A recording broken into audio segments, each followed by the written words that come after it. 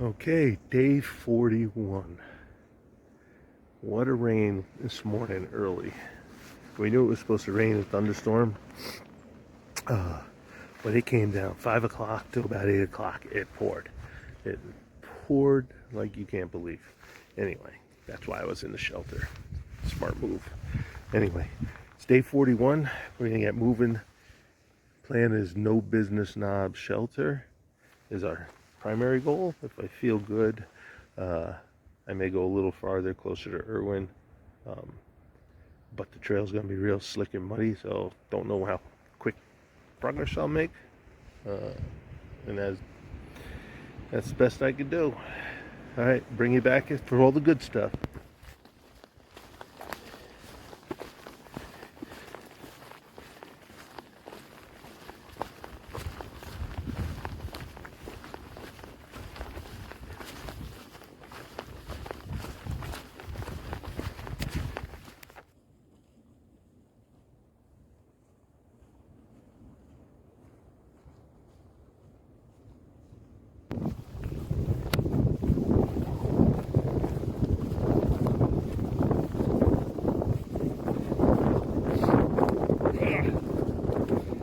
Sloppy trail from last night's rain, but not too bad.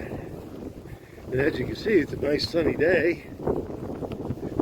So coming down off of Big Bald to here, or from Bald Mountain Shelter, got to go up a little mound, pretty steep. It will be anyway, called Little Bald.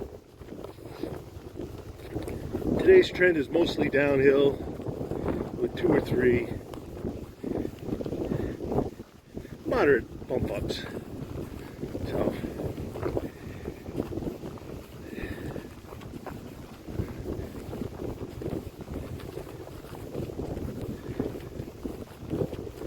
all right, let me get going. Well, here's Little Bald. Not really a bald. Maybe one time it was. So, all right, down from here. Look at this yellow birch.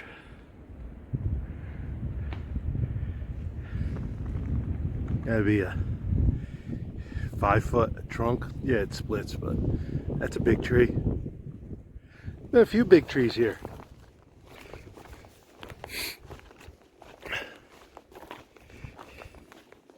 Look at it from this side.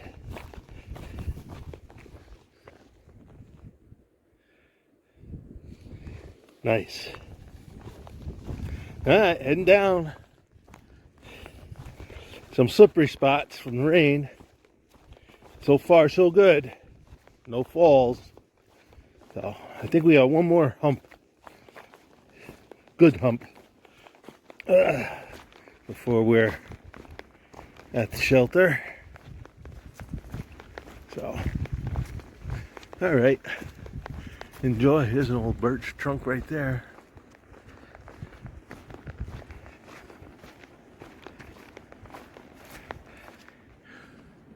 There's another big yellow birch about 3 foot wide. Look at that. All these other yellow birches here are probably its babies.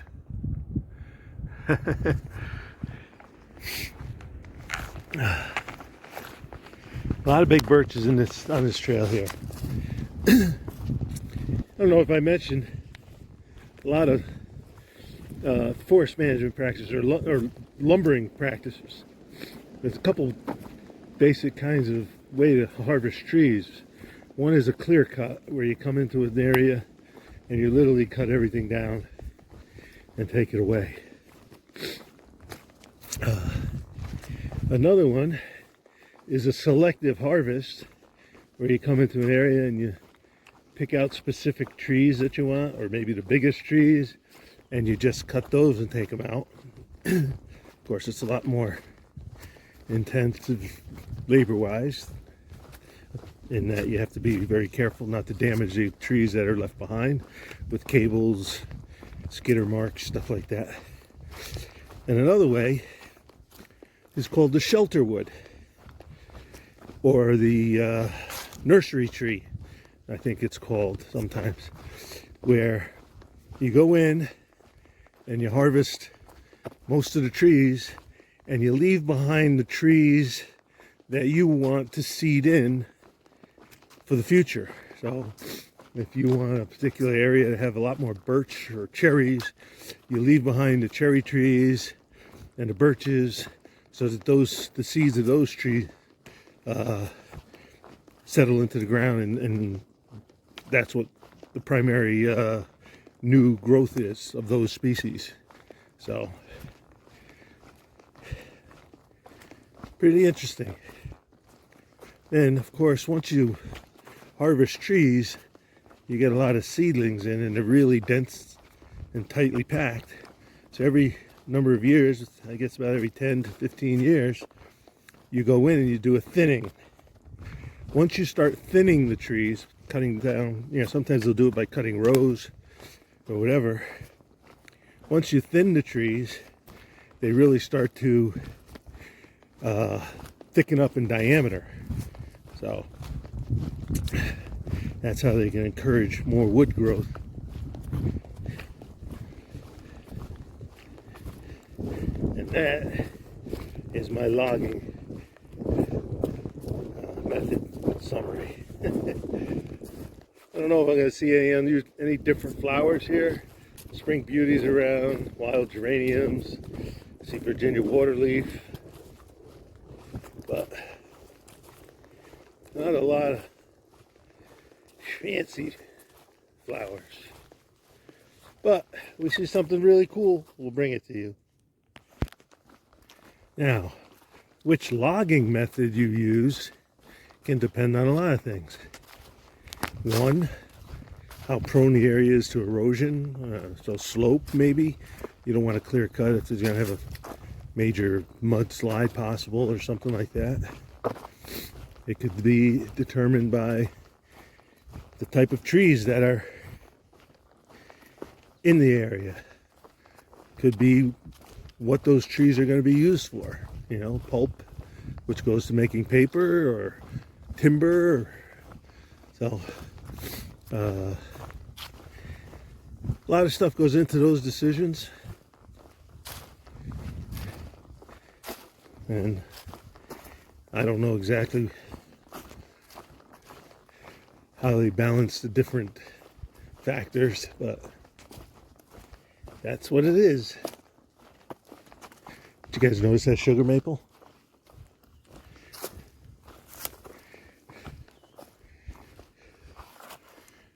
Right, with the bark that comes off at the edges, the sides.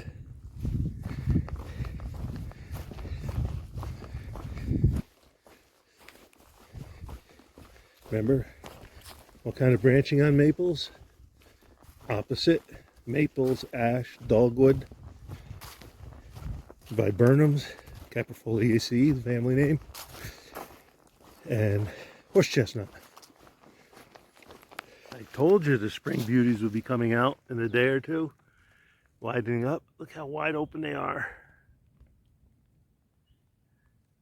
Gorgeous. These look all small, but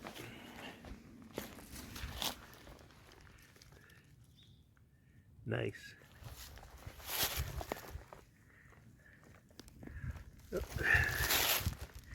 I think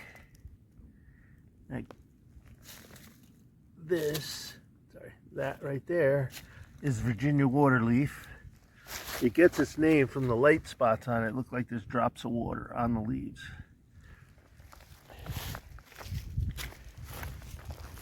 So there's a lot of it here.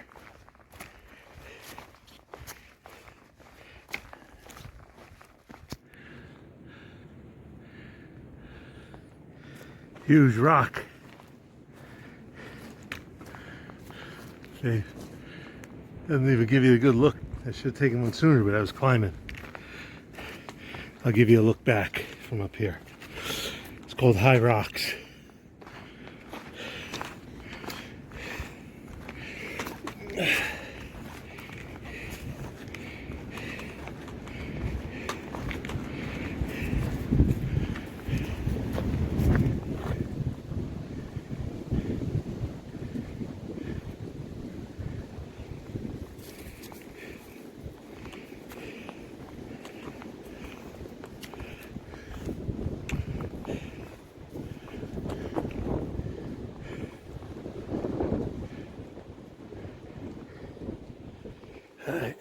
Heading down. All right, here you go. You know what it is. Rattlesnake orchid. One of my favorites. All right, a nice trail meandering down the hillside and a lot of switchbacks. It's an easy walk. I guess we're getting down to I think Spivey Gap and a road. After that is an uphill. Because gaps mean down and ups. This little seep. I'm just looking to see if there's any unusual plants, and I didn't see anything particular.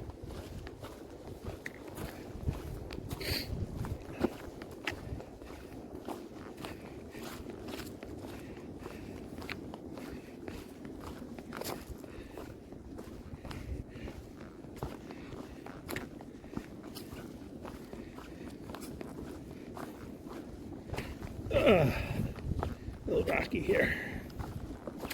There we go.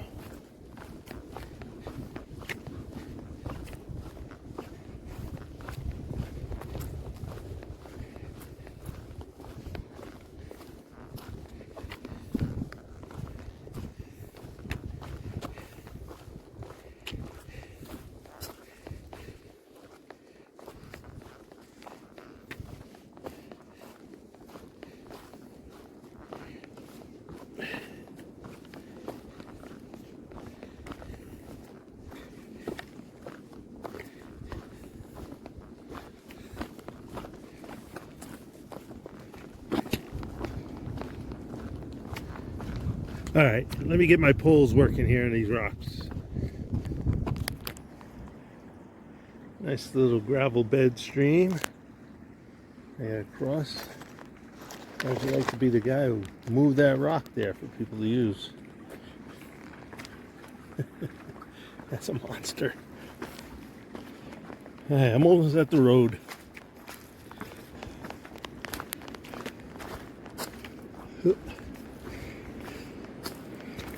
Says it's this way.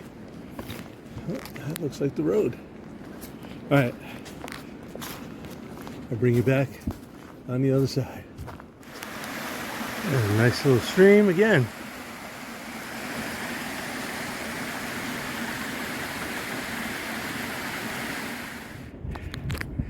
Here's some more lungwort.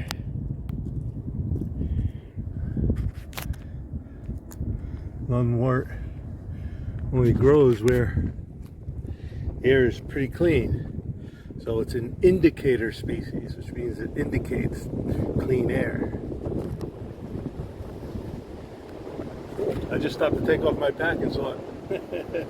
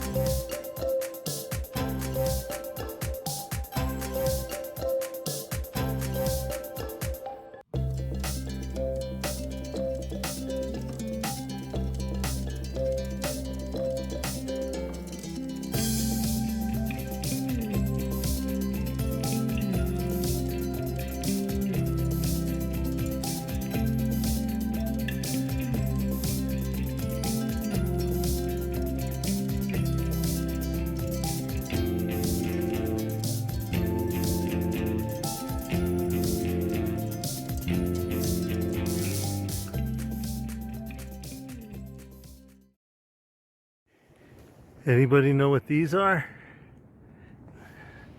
These plants, vine like, ooh, minty smelling, and they got these red berries. Anybody know?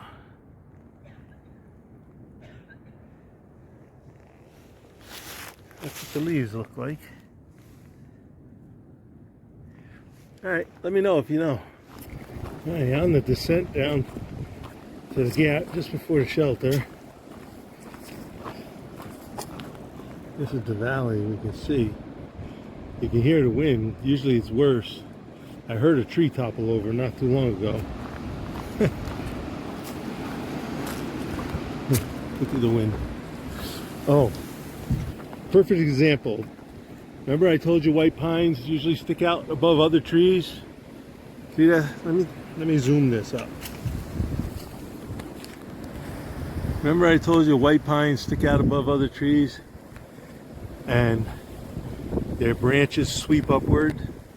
Look at those trees up at the top of the ridge, and you can see their branches come out and sweep upwards, and even down a little down the ridge you can see, well, it's hard to tell with the wind blowing, but you're getting a lot of views of white pines here. There's some other ones too, but they're not that tall. Look at this white pine came down. Gotta be 3 to 4 foot in diameter. Hell, it's 3 feet. Heck, it's 3 feet there. Had to be 4 feet there. Look at that monster. Wow. Just for perspective. Yeah.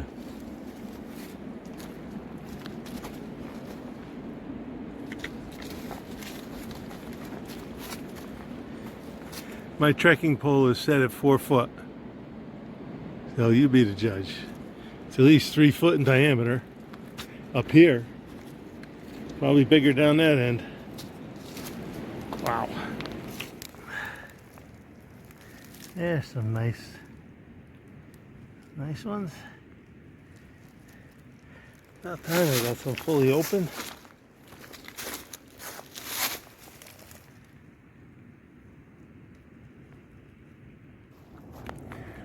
Okay, we're at No Business Knob Shelter. There's people at the shelter, so I can't film. But the trail goes right there, and the shelter's right there. So, alright. It's 5 o'clock. I'm going to start making dinner. I think I just got ramen noodles for dinner. So, we'll see what we got, and we'll go from there.